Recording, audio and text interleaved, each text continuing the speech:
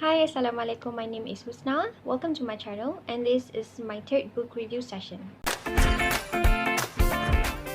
So the book that I am reviewing today is Rogue Lawyer by John Grisham. So I'm pretty sure that most of the law students out there would have at least come across to John Grisham names at least once in his lifetime, because John Grisham is quite popular for his book. He himself is a lawyer and he's writing about lawyers, about his cases and all. The interesting part about this book is basically because I myself is a law student. However, I really hate anything that is related about law, about lawyers, especially like K-dramas, any type of series, and also novels. I never read any novels that is about lawyer or even cases in my life. So basically, this Rogue Lawyer is my first novel that is about a lawyer. And interestingly, I love this book is because how the writer himself managed to make it as interestingly as possible about the cases, about the way of how trials are conducted in the court. In this novel, he actually described the life of a lawyer is not as interesting as it may look like. So if you think that lawyers are quite professional, yes, they are. But if you feel like you want to be a lawyer just because of the fame, then maybe you need to think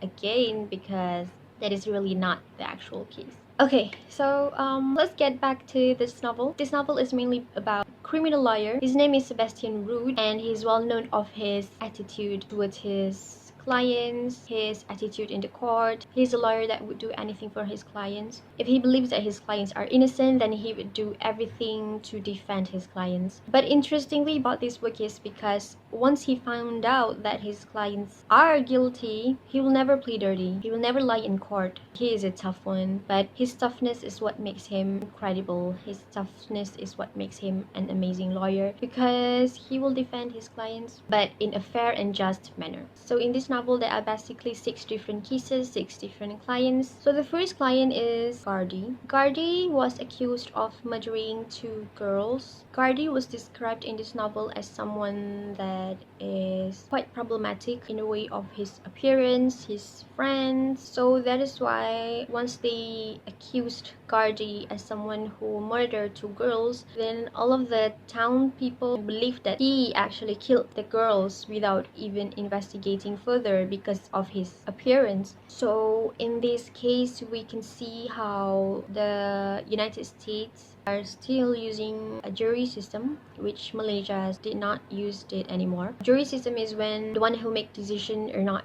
judge but the jury. So if you can see how the America's movies in the court will usually have line of people on the right side of the court, which will make a statement whether they are guilty or innocent. So that is what called as juries. However, in Malaysia, we do not practice that anymore. We do not use any jury system. We only have judges to actually make the decision. So in this Gardy case, there are problems with the juries. These problems are called jury tampering.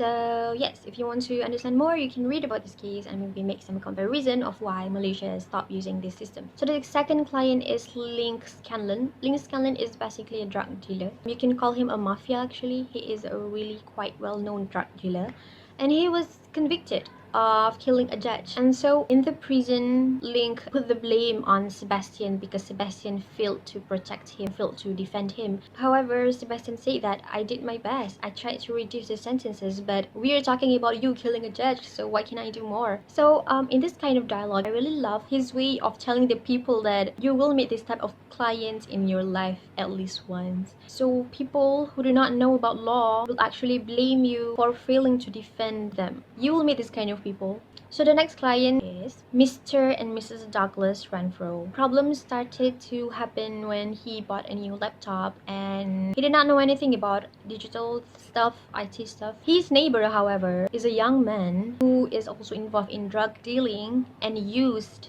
Renfro's IP address to buy drugs. The SWAT team came into his house in the middle of the night and killed his wife and also his dogs. The police stated that we actually had the wrong house, we caught the wrong person, it was actually your neighbor and not you. However, things already happened. You already shot my wife, you already shot my dog, you actually came into my house unannounced, not even knocking on the door. The SWAT team just get into his house without making any proper investigation, without really following the right procedure to actually came into someone's house. So this novel described how there are so many problems committed by the authority, and I believe in the American states especially there are so many cases that are like that. And the last case that triggered Sebastian Root to get out of that town is the case of Ark Swanger. So the interesting part of Ark Swanger's case is because he is quite a psychopath kind of person. He never really denied the fact that he did not kidnap the girl. He would always ask Sebastian what would happen if he do this, what would happen if he do that. After that time, Ark Swanger started to threaten him. So this threat makes Sebastian feel uncomfortable. So somehow he managed to save the girl, the kidnapped girl, and it was found out that Ark Swanger did not only kidnap the girl but also sell the girl to other people, and actually that girl is not even the first girl that he sold. It left a huge impact on Sebastian Root, and after this case he needs some time off. Stop being a lawyer for a moment, he needs some rest. So the conclusion of the story, or the moral of the story, is if you really want to be a lawyer, maybe you should think again. Some of the quote used by this writer really caught my eye. The writer managed to describe how the society think of a criminal. In Gardy's case, people of the town only care about Gardy being convicted and be sentenced to death. And that is all what matters to them because they want to feel better about themselves. And that is the reality of the society nowadays. They tend to make their own judgments without really looking at the law. The next part that I like about this novel is because people would always ask a lawyer, how do you represent such a scum? How do you represent such a criminal? And the answer is simple. Someone has to. In law, there will always be a presumption of innocence. However, sadly, what we can see nowadays is people tend to judge based on their own judgments and tend to look at people by presuming that they are guilty rather than presuming that they are innocent. Law does not work that way. Law looks at a person by presuming, by having the presumption of innocence first. And then I have some more. In the case of Link Scanlon, Link blames Sebastian Root for failing to defend him. What Link said was, I thought you were going to save me. And then Sebastian Root replied that, I never said that, Link. I even put it in writing. And then Link Scanlon replied, but I paid you all that money. So Sebastian said that a fat fee is no guarantee of a good outcome. That is what some of people don't understand. Even if you pay the lawyers a big fat money, that will never guarantee that you will win the case. The lawyer will do his best to defend you, but that does not mean that he can guarantee you 100% chance of winning the case. So that is all from me. Thank you for watching my third book review session. Read more, learn more. See you again.